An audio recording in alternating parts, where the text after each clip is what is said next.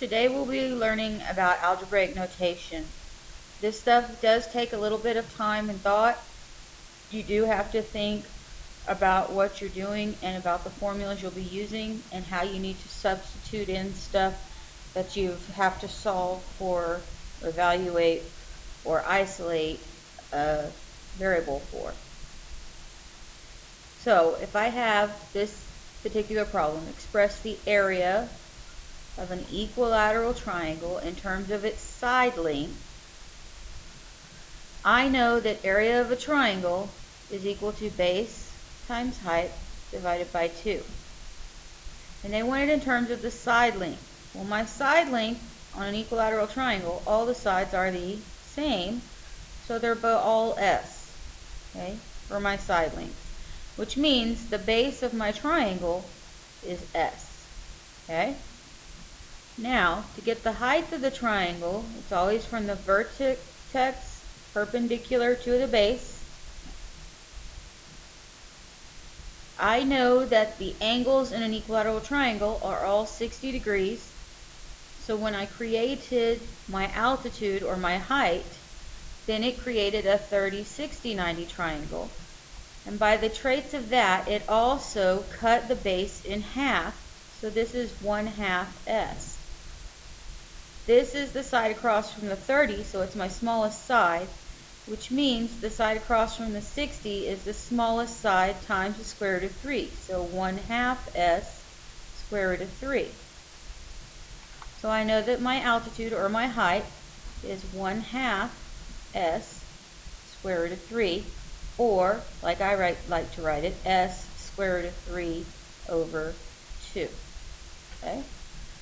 So now that I know my base and my height in terms of the side length, in terms of S, I can plug it into my area formula, which would be S times S square root of 3 over 2, all divided by 2.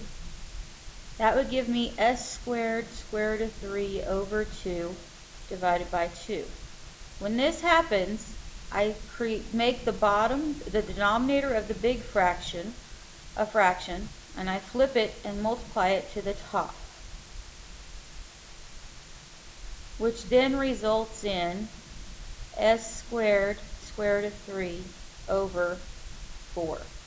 And there is the area of your equilateral triangle in terms of its side length. Let's try a different one. Let's look at a square, and they want the area of the square in terms of its diagonal. So, let's draw in its diagonal. I'm going to label the diagonal D for diagonal. And I need to think, area of a square is base times height, usually, right? Well, I can't really do anything to turn my base or my height, which happen to both be S, my side length, right? Because a square, all four sides are the same. There's not really any way to change that into terms of your diagonal unless you know the properties of a square and know that this is a 45, 45, 90. Okay? Knowing it's a 45, 45, 90, I know that S would be the diagonal divided by the square root of 2. So if I plug that in, my base would be diagonal divided by square root of 2 times diagonal divided by square root of 2, because the base and the height are exactly the same in a square. Then I would simply get, it's my diagonal squared over 2.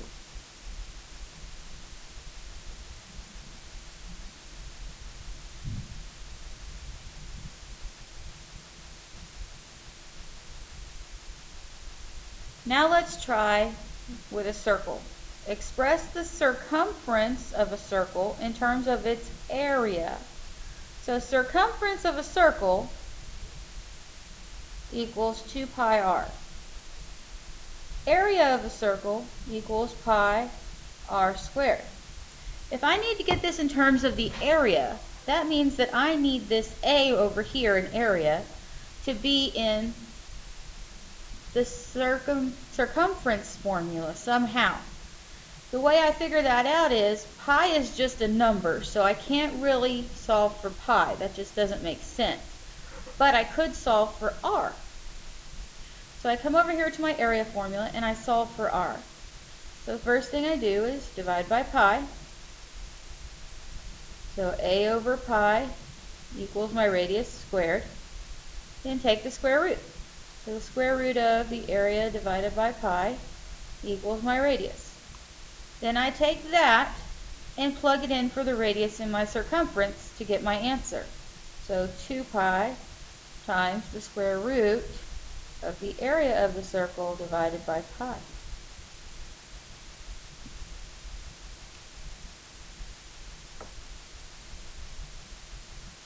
Okay.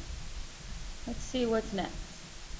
Alright, we have a conical tank with a radius of 5 and a height of 8 built with vertex down. So I have a cone here, vertex down, a radius of 5 and a height of 8. Express the volume of the tank. Well, the tank's a cone, so volume would be pi r squared h divided by 3. Okay? And we need to express this volume as a function of the height, meaning I need to change that r into terms of h. So what I know is that I can perform a ratio of the radius to the height. So radius is to height as 5 is to 8. Cross multiply, solve for r, and I would get r would be 5h over 8. Okay? So I plug that in for my r over here.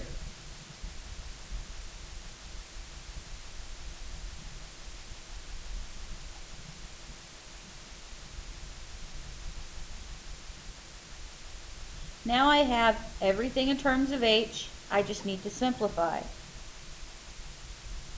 So this would turn into 25 pi h cubed over 64 all divided by 3. Again, flip and multiply to the top. And you come out that your volume is going to be 25 pi h cubed over 192.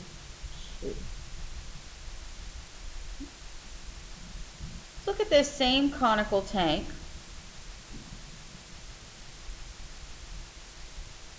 Same radius, same height. So I know that radius to height is 5 to 8. Only this time they want the volume in terms of its radius. So I know that volume equals pi. Let's do something a little different. Instead of dividing the whole thing by 3, let's put the 1/3 in the front. 1/3 pi r squared h. This means that I need to get the h in terms of r. To do that, again, I come over here to my proportion I set up, cross multiply, 5h equals 8r, divide by 5. So h is 8r over 5. And plug it in. So v equals 1/3 pi r squared times 8r over 5. So if I multiply throughout, I'm going to end up with 8 pi r cubed over 15. And there's my volume as a function of just the radius.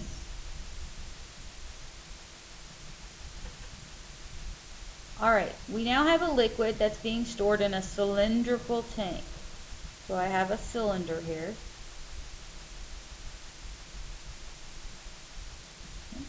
With a base area, that's big B, of 100 pi feet squared.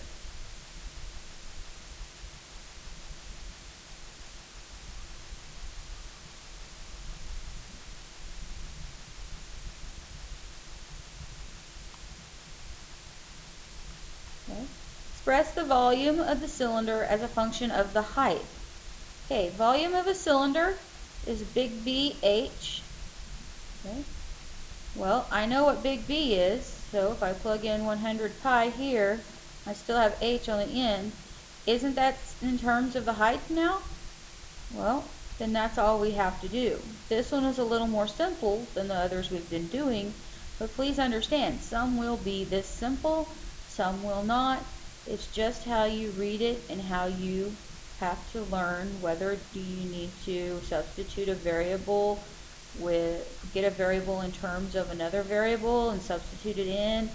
You just have to take your time, read through these carefully, and you will start to get it after some time working with them. If you have any questions, please come and see me.